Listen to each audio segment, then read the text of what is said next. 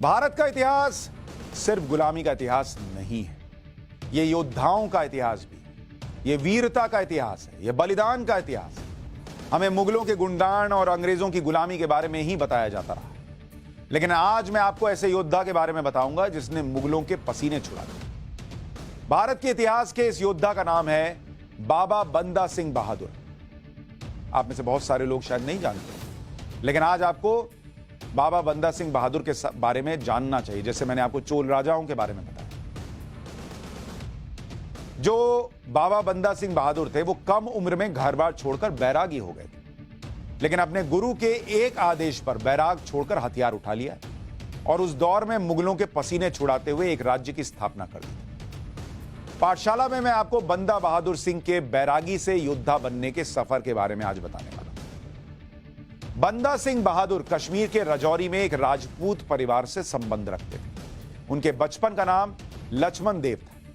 वो घुड़सवारी और शिकार करने में माहिर थे। बताया जाता है कि एक दिन बंदा बहादुर शिकार के लिए जंगल में गए और एक हिरनी को तीर मारा। हिरनी की मौत हो गई। बंदा बहादुर उसके पास पहुंचे तो देखा कि वो हिरनी गर्भवती थी। यह देखकर उन्हें बहुत दुख हुआ और दुनिया से उनका मोहभंग हो गया। उन्होंने घर परिवार का ही त्याग कर दिया और बैराग अपना लिया और अपना नाम माधो दास रख लिया। इसी के बाद उनका एक नाम माधो दास बैरागी भी पड़ गया। बंदा बहादुर अब माधो दास बनकर साधु के वेश में भटक रहे। जीवन का सार और सत्य की खोज में बंदा बहादुर नासिक पहुंचे। नासिक में माधो दास बाबा औगड़नाथ के आश्रम में पहुंचे और उनके शिष्य बने। इसके बाद माधो दास 1691 में महाराष्ट्र के नांदेड़ पहुंचे और वहां आश्रम बनाकर रहने लगे। यानी सिर्फ 21 साल की उम्र में बंदा बहादुर मोह माया छोड़कर सन्यासी की तरह आश्रम में रहने लगे थे। महाराष्ट्र के नांदेड़ के आश्रम में रहते रहते बंदा बहादुर की ख्याति चारों तरफ फैलने लगी। 17 साल इस आश्रम में रहने के बाद कुछ ऐसा हुआ जिसके बाद माधो दास की जिंदगी बदल गई।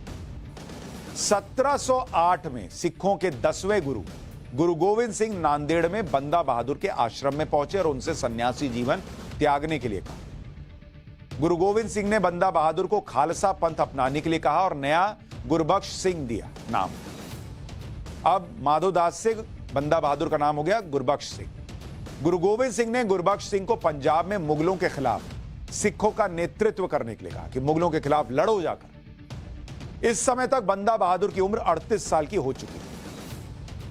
औरंगजेब की मौत के बाद दिल्ली की गद्दी पर मुगल बादशाह बहादुर शाह बैठा था।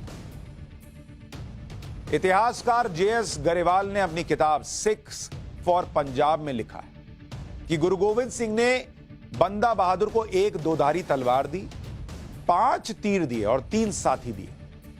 सरहिंद पर कब्जा करने और मुगल सूबेदार वजीर खान का वध करने का आदेश दिया। बस इतना ही दिया और कहा कि जाओ मार दो। गुरु गोविंद सिंह के आदेश पर बंदा बहादुर ने नांदेड़ से पंजाब की तरफ कूच किया। लेकिन फिर क्या हुआ? पंजाब की तरफ बढ़ते हुए बंदा बहादुर की ताकत और बहादुरी से मुगल बादशाह बहादुर शाह अनजान था।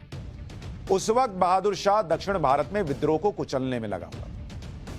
अच्छा, नीचे लिखते रहिए, क्या स्टोरी बता रहे हैं वो लिखते रहिए। साल 1709 में बंदा बहादुर पंजाब में सतलज नदी के किनारे पहुंचे। बंदा बहादुर ने यहां के किसानों को अपनी सेना में भर्ती करना शुरू किया।